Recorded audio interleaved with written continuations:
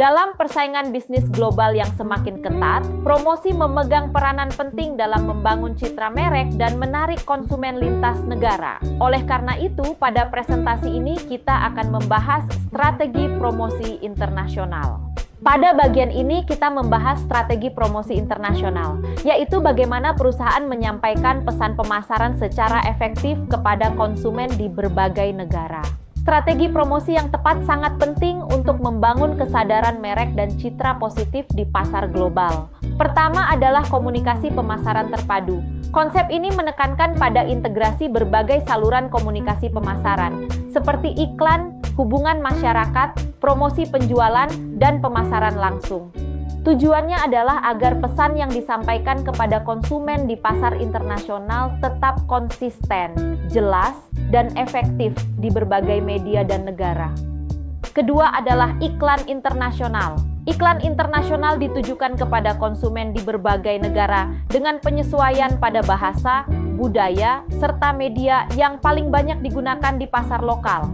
Penyesuaian ini penting agar pesan iklan dapat dipahami dengan baik dan tidak bertentangan dengan nilai budaya setempat. Ketiga adalah hubungan masyarakat.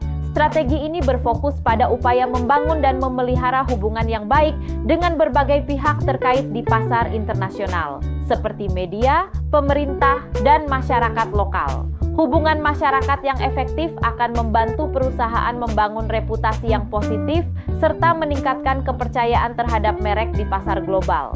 Secara keseluruhan, strategi promosi internasional yang terencana dan terintegrasi akan memperkuat posisi merek dan meningkatkan daya saing perusahaan di pasar internasional.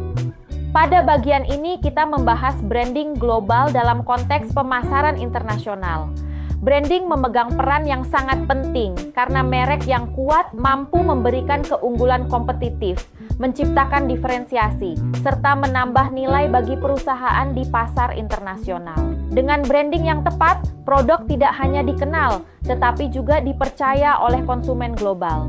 Dalam praktiknya, terdapat dua pendekatan utama dalam strategi branding internasional, yaitu merek global dan merek lokal.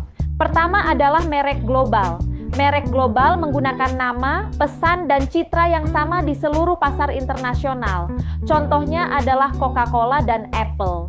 Pendekatan ini menekankan konsistensi identitas merek, efisiensi biaya pemasaran, serta skalabilitas yang tinggi dalam pengembangan pasar.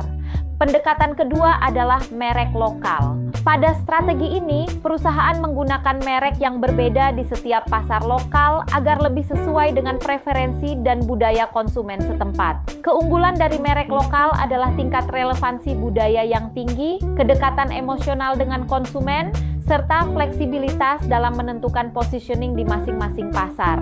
Secara keseluruhan, pemilihan antara merek global dan merek lokal harus disesuaikan dengan karakteristik produk, target pasar, serta tujuan jangka panjang perusahaan dalam pemasaran internasional.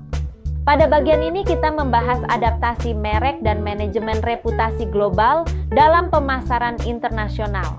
Keduanya berperan penting untuk memastikan merek dapat diterima di berbagai negara, sekaligus tetap memiliki citra yang kuat dan konsisten. Pertama adalah adaptasi merek untuk pasar internasional. Adaptasi merek dapat dilakukan pada berbagai elemen, seperti nama merek, logo, slogan, hingga pesan komunikasi.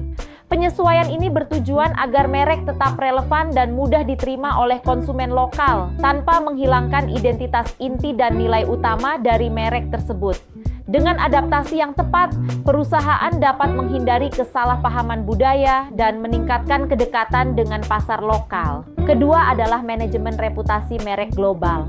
Manajemen reputasi berfokus pada upaya menjaga citra merek agar tetap positif di mata konsumen di seluruh dunia. Hal ini mencakup pemantauan media sosial, penanganan keluhan konsumen secara cepat dan transparan, serta penerapan komunikasi krisis yang efektif ketika terjadi isu atau masalah.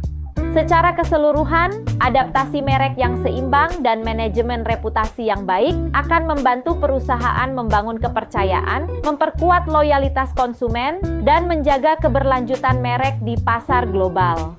Pada bagian ini kita akan membahas studi kasus lengkap Indomie sebagai salah satu brand global asal Indonesia. Indomie merupakan contoh nyata bagaimana merek lokal mampu berkembang dan bersaing di pasar internasional. Indomie pertama kali diluncurkan di Indonesia pada tahun 1972. Pada awalnya, produk ini difokuskan untuk memenuhi kebutuhan pasar domestik. Namun, seiring meningkatnya permintaan, Indomie mulai melakukan ekspansi ke luar negeri. Pada tahun 1982, Indomie melakukan ekspor pertamanya ke beberapa negara tetangga seperti Brunei, Malaysia, dan Singapura. Langkah ini menjadi awal dari perjalanan Indomie di pasar internasional. Perkembangan signifikan terjadi pada tahun 1995 ketika Indomie membuka pabrik pertamanya di Nigeria. Keputusan ini menunjukkan strategi adaptasi lokal yang kuat, sekaligus komitmen jangka panjang terhadap pasar Afrika. Hingga tahun 2024, Indomie telah diproduksi di 17 pabrik dan diekspor ke lebih dari 80 negara di berbagai belahan dunia. Pada tahun yang sama, jumlah produksi Indomie telah melampaui 19 miliar bungkus per tahun, menjadikannya salah satu merek mie instan terbesar di dunia.